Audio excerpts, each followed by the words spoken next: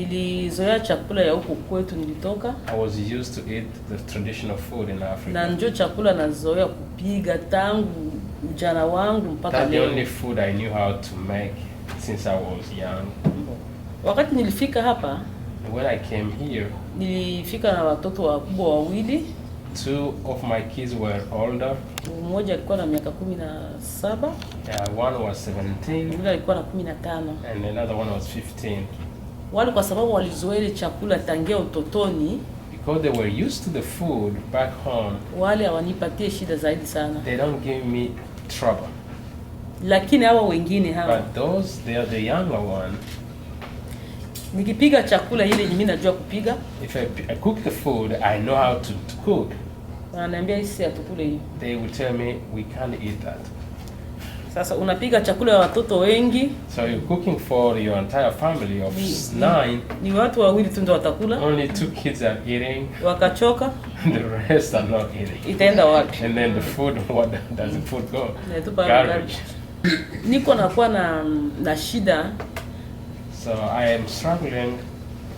Kwa sababu ni chakula yenye watoto wanapenda, watoto wangu. Because the food that my kids love. Sijui namna ya kuipiga. I don't know how to make it.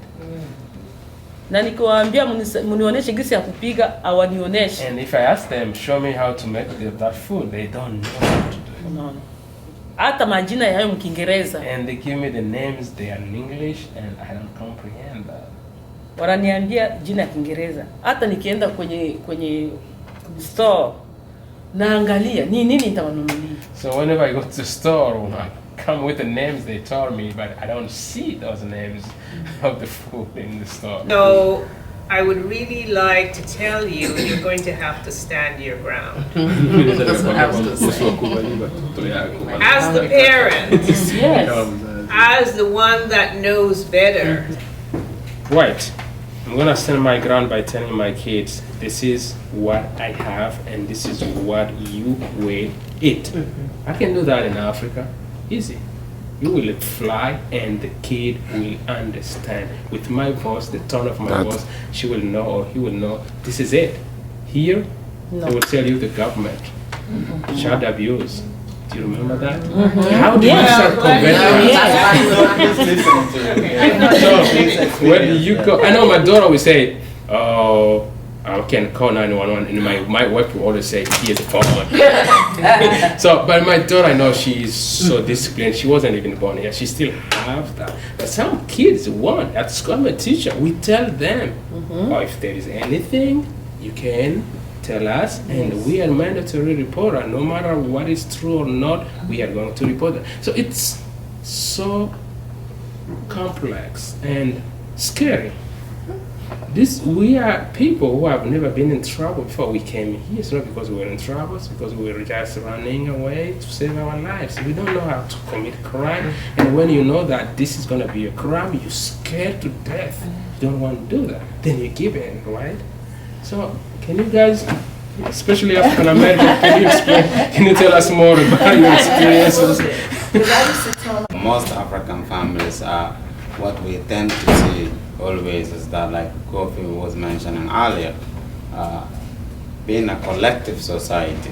Also, parents like have this huge expectation from the children, where if you don't do well at school, you totally maybe demoralized me. This problem of cultures, for example, as I could see from youth, my brother and others, when you go to the school, you are struggling with a different culture that expects you from different things. And then on the home, you have a parent that expects you different things. So you are getting grinded in between the school culture as well as the family culture. You are in between that. You can see what that child is going through for a day, trying to adapt between two cultures that they don't fit, and sometimes that's what results.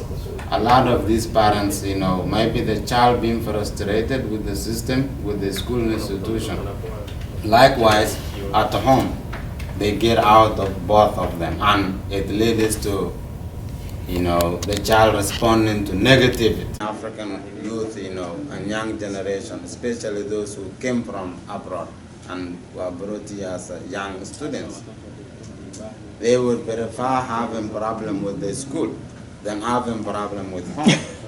Because at the end, where you gonna go? You're gonna come home. So you would rather have good relationship with your parents and maybe blame the teachers and blame, whatever else.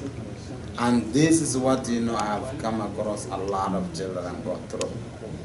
And it is, an everyday experience for many African kids. When I went to school, I didn't want to talk like my parents. I wanted to talk like the teachers. So I just got to the point where I wouldn't talk.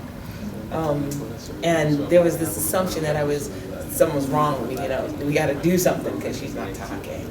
So that was like probably my first experience around that being different and that being in that grind that Muhammad talked about, because the grind is real. And I don't know if parents believe kids when they say it's hard. It is extremely difficult to sort of go back and forth.